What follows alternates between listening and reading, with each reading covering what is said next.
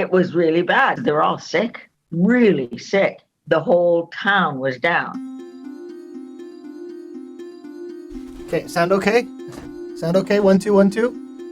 1, 2? Okay.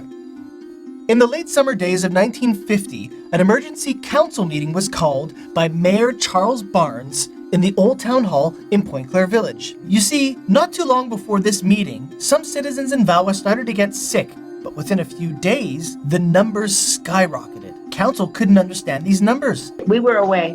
We were in the States at the sea in Martha's Vineyard. When we came back into Vawa, it was empty. We were in high school at the time. And summer holidays, I had gone up to my friend's cabin.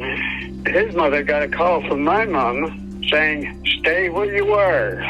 People are sick here." What seemed to have started in Vawa eventually popped up in Lakeside, Strathmore, and the newly developed Lakeside Heights. But it was in Vawa and Lakeside Heights alone where 88% of all the households were sick. Now, we couldn't catch it from each other, right? But I don't think I saw my friends for a couple of weeks because they were all sick. Rumors were starting to float around that there was something going on with the water. Whether it was the drinking water or the swimming water, this is exactly what was discussed at that emergency meeting. You see, they used to put the sewerage, you know where the kids have their rowing club on the Lakeshore Road? Well, that was the pump house that used to pump, pardon the expression, to get out into the lake. Also laid out in this emergency meeting were the necessary steps to be immediately taken. The collection of 10 samples from 5 different homes to be tested. Additional purification chemicals were ordered. Water from the lake was to be tested too. They sent a diver down there, as did I 2 years ago.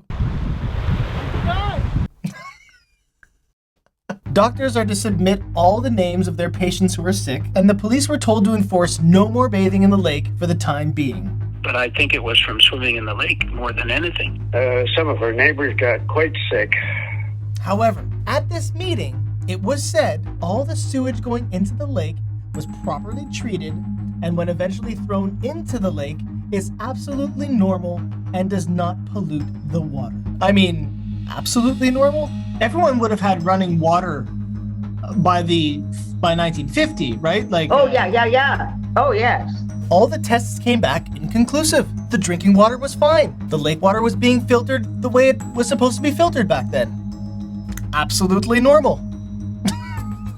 Honestly, it was very swimmable, and that's where we spent our mornings. But this was not good enough. Citizens were getting upset. Answers needed to be found. That's why on September 18th, Mr. Dowd, an assistant to the Director of Public Work, and Mr. Cabana, a sanitation engineer from Montreal, worked tirelessly for nearly 2 months investigating what happened. And by late November, they submitted an 18-page report detailing just that.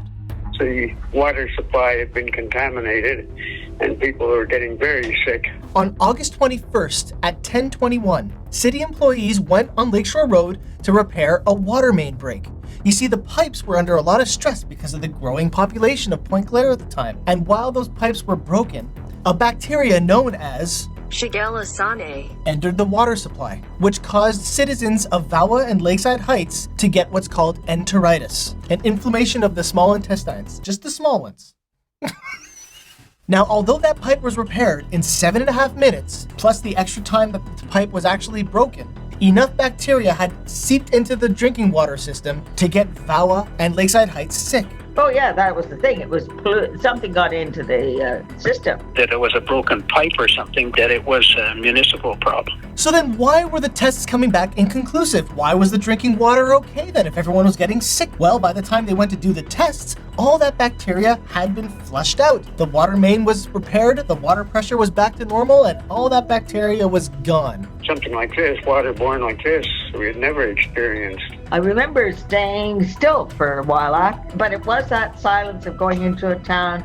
You'd always see something, dogs, whatever, and there was nobody, and that was very unusual. Now, of course, there's more details to this story, such as heated council meetings and repercussions that still affect Point Claire to this day. But alas, I have run out of time for this Endangered short.